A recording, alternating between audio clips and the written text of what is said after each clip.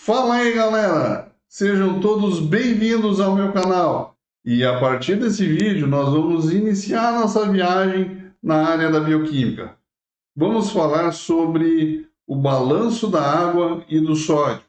Vocês sabiam que a avaliação do volume dos compartimentos de fluidos corporais não é feito em um laboratório de bioquímica clínica? Não?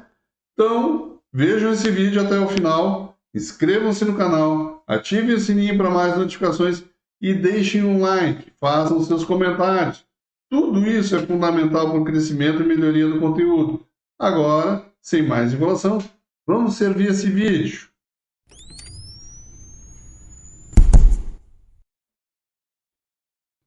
Então, amigos analistas clínicos que curtem uma regulação do volume e já pensam naquele efeito osmótico, vamos falar do balanço da água e do sódio.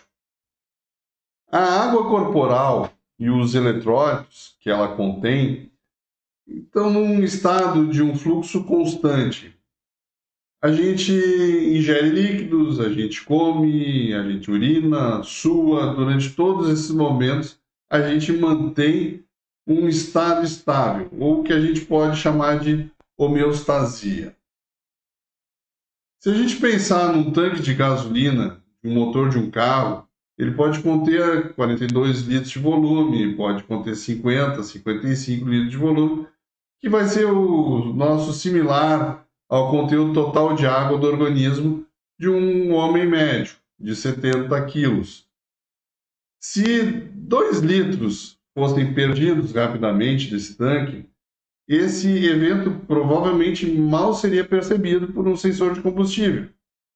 Entretanto, se a gente perder o mesmo volume dos nossos compartimentos intravasculares, a gente estaria completamente ameaçado.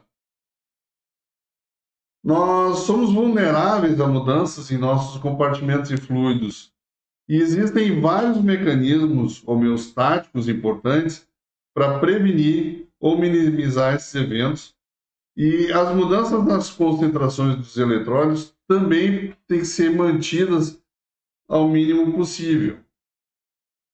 Para sobreviver, os organismos multicelulares precisam manter o seu volume de fluido extracelular de forma adequada.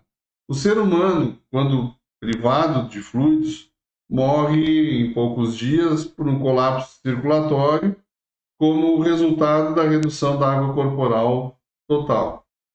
A falha na manutenção do volume do fluido extracelular, com a consequente alteração na circulação sanguínea, leva rapidamente a uma morte tecidual devido à falta de oxigênio e nutrientes e acúmulo também de material excretado. A água. O consumo da água depende de hábitos sociais e também é muito variável. Algumas pessoas bebem menos de meio litro por dia, enquanto que outras são capazes de tomar mais de 5 litros em 24 horas e também sem ter dano nenhum. A sede raramente é um fator determinante do consumo das sociedades ocidentais. A perda da água é igualmente variável e normalmente vista como mudanças no volume da urina produzida. Os rins podem responder rapidamente a necessidades corporais de excreção da água. O fluxo de urina ele pode variar enormemente em um curto período. Entretanto, quando não há necessidade de conservar água, uma mesma pessoa não pode interromper completamente a produção de urina. A água total corporal vai permanecer notavelmente constante e saudável, apesar das flutuações massivas no consumo. A excreção da água pelos rins é fortemente controlada pela arginina vasopressina, chamada de AVP, mas que a gente também conhece pelo nome de hormônio antidiurético ou ADH. O corpo está continuamente perdendo água através da pele, como na perspiração, e através dos pulmões durante a respiração. E isso é chamado de perda insensível. Essa perda de água, ela compreende entre 500 a 850 ml por dia. A água também pode ser perdida em razão de fístulas, diarreias ou um vômito prolongado. O ADH e sua regulação na osmolaridade. Existem células especializadas no hipotálamo que percebem diferenças entre a osmolaridade intracelular e o fluido extracelular. E aí ajustam a secreção de ADH pela neurohipófise, e uma osmolaridade em ascensão vai promover a secreção do ADH, enquanto que o declínio da osmolaridade vai interromper essa secreção. O ADH faz com que a água seja retida nos rins. A privação de fluidos resulta na estimulação da secreção endógena do ADH, o que reduz a taxa de fluxo urinário até 0,5 ml por minuto, de forma a conservar uma água corporal. Entretanto, dentro de 1 hora após a ingestão de 2 litros de água, o fluxo de urina pode subir para uns 15 ml por minuto, uma vez que a secreção do ADH vai estar interrompida. Logo, ao regular a secreção de água, a excreção de água ou a sua retenção, o ADH mantém as concentrações de eletrólitos no organismo. Entre esses, a gente tem o sódio. Vou fazer só uma pequena comparação aqui. 1 grama de cloreto de sódio, sal, tem aproximadamente 17,1 milimol de sódio. O sódio total corporal de um homem de 70 quilos é aproximadamente 3.700 milimol, ou seja, 216 gramas de sódio, dos quais aproximadamente 75% são intercambiáveis. 1/4 do sódio corporal é chamado de não intercambiável, o que significa que está incorporado em tecidos como ossos e possui uma baixa taxa de turnover, ou de renovação. A maior parte desse sódio intercambiável está no fluido extracelular.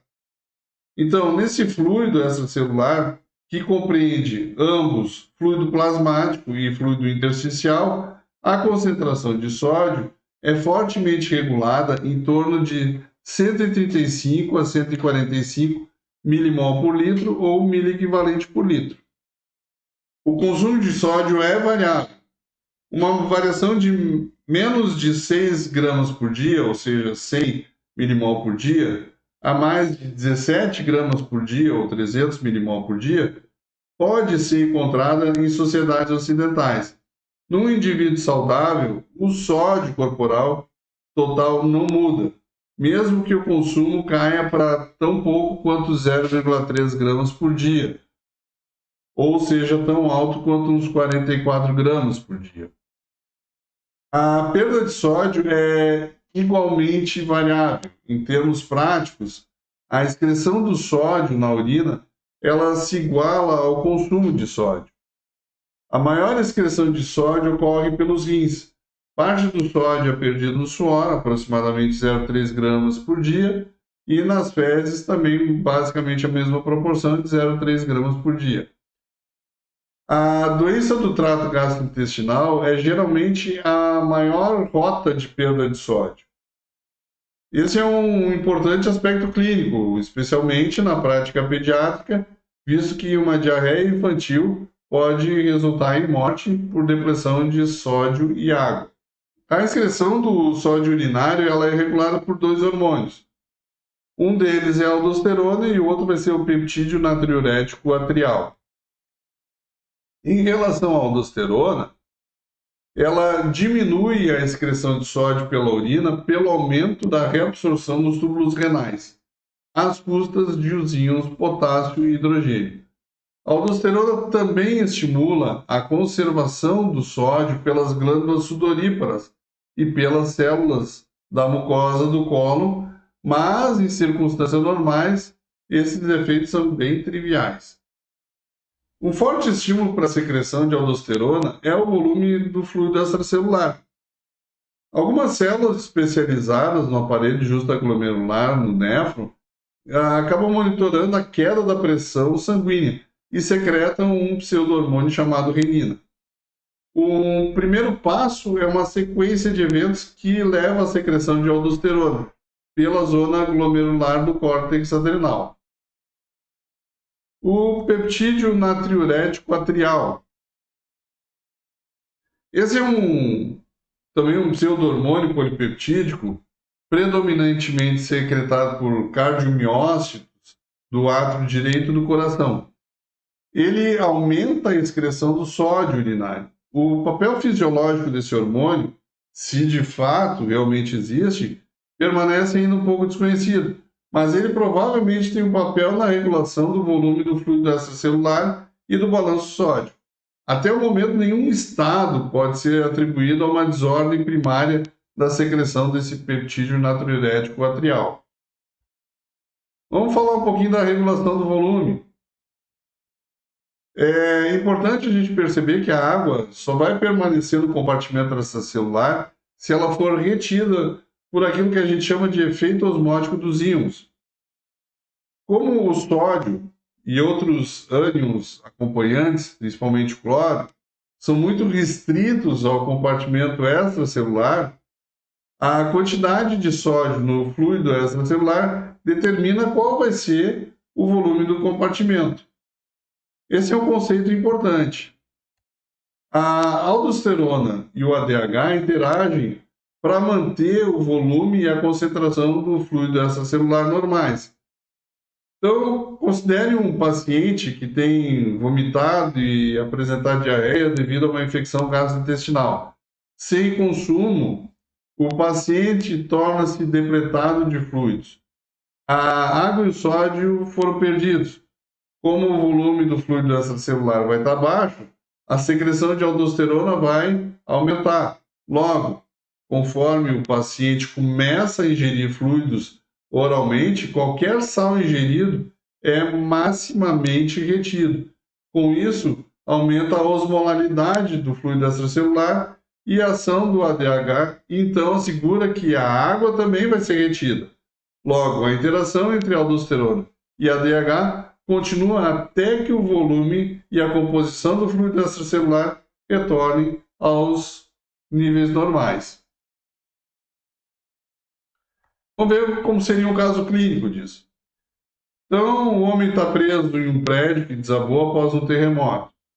Ele não apresenta nenhuma lesão severa ou perda de sangue e ele não tem acesso a comida ou água até ser resgatado após 72 horas.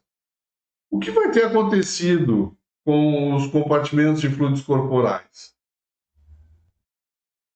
Bom, vamos começar da seguinte forma.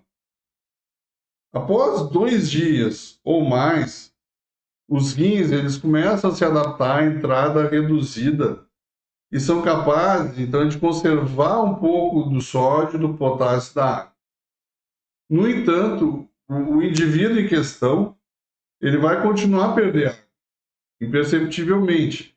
E, como resultado, o fluido intracelular e extracelular vão se reduzir basicamente na mesma proporção.